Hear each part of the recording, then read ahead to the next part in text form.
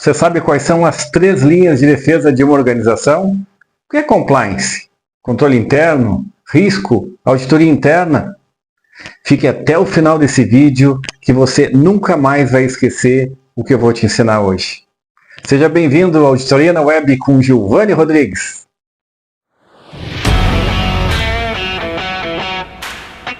Olá, seja muito bem-vindo ao nosso primeiro vídeo.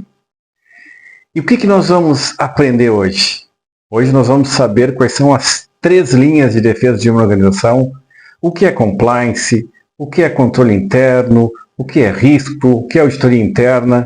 E para isso eu vou colocar aqui no quadro uma estrutura para vocês entenderem primeiramente onde fica cada área, o que elas fazem, para depois, nos próximos vídeos, a gente entrar a fundo, entrar a detalhe de como elas fazem o seu processo, como elas trabalham dentro de uma organização.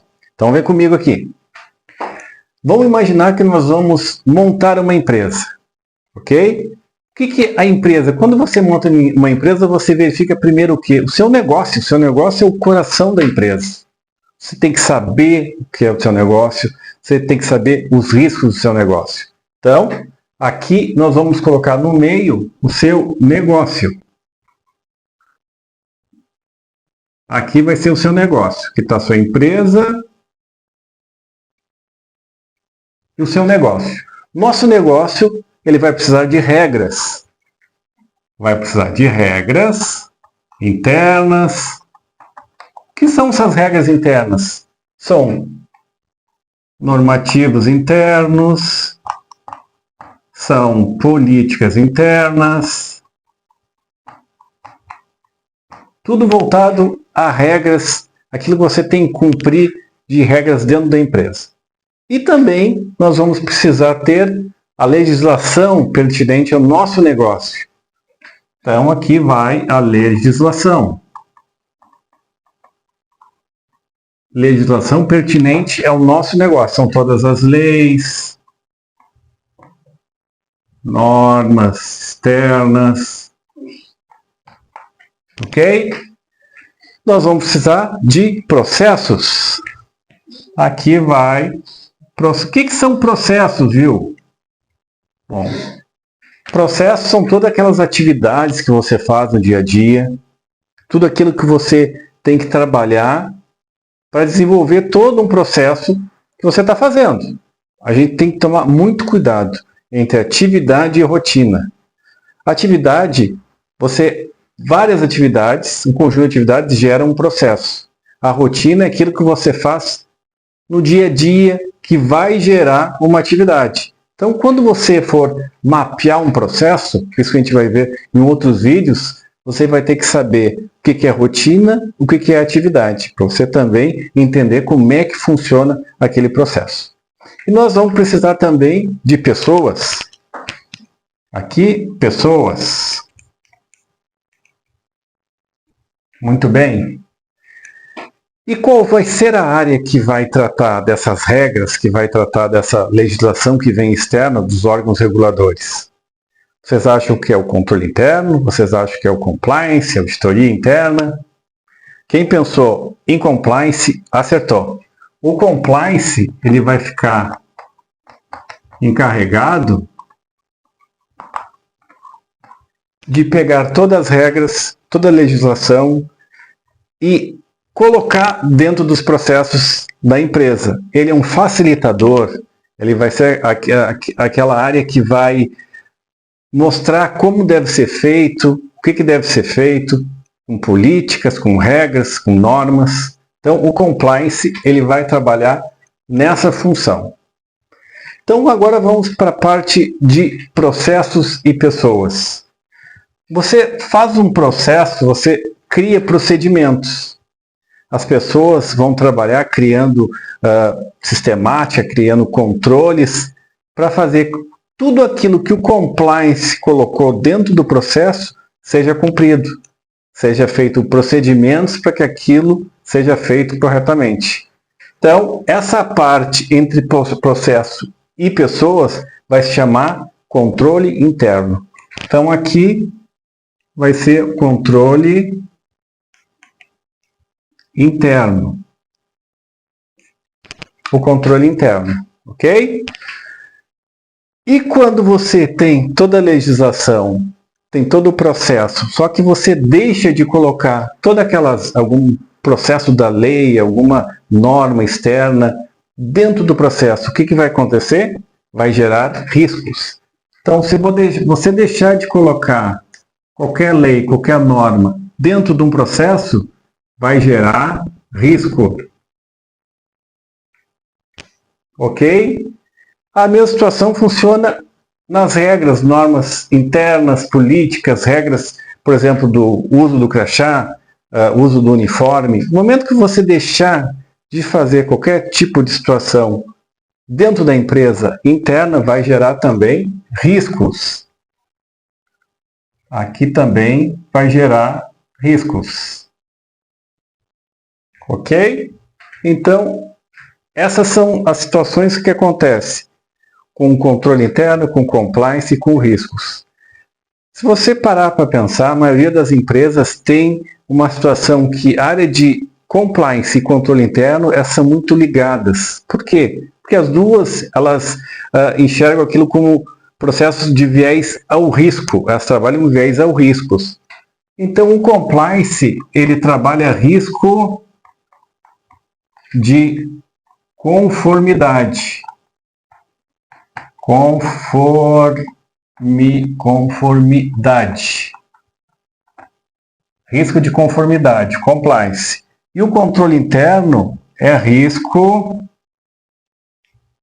operacional.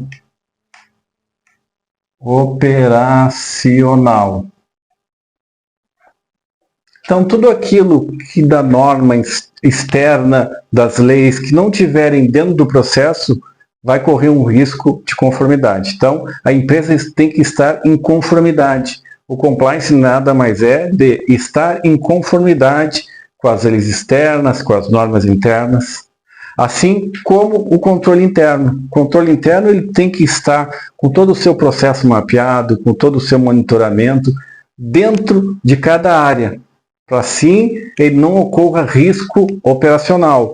O risco operacional é aquele risco mais financeiro, que tudo que você fizer dentro de um risco operacional, dentro de um controle interno, vai refletir onde? Na contabilidade. Então vai lá para ativo, passivo, lá no resultado. Então o controle interno é muito viés operacional de risco financeiro. Ok? Só que para você poder fazer tudo isso, você vai precisar de quê? De um sistema de informação muito ágil, muito assertivo, que é a tecnologia da informação, que vai ficar aqui. Tecnologia da informação, a TI. A TI, então, é uma área muito importante, porque ela que vai gerar relatórios, ela que vai fazer com que o sistema funcione bem, que o sistema imita as situações corretas, todo o processo seja feito corretamente, trabalhe com processamento de dados, e os dados hoje em dia é muito importante, a lei da LGPD, a gente tem que ficar muito atento quanto a isso. E depois nós temos a área de auditoria interna, que aqui a gente vai tratar como auditoria de gestão. Por que auditoria de gestão? Porque a auditoria ela pode ser própria, a auditoria interna própria, ou auditoria de terceiros, que fazem o trabalho interno. A empresa pode ter uma auditoria interna de terceiros fazendo o trabalho dentro da tua organização. Então, por isso que é a auditoria de gestão. E o que vai acontecer com tudo isso aqui? Tudo isso a gente precisa de quê?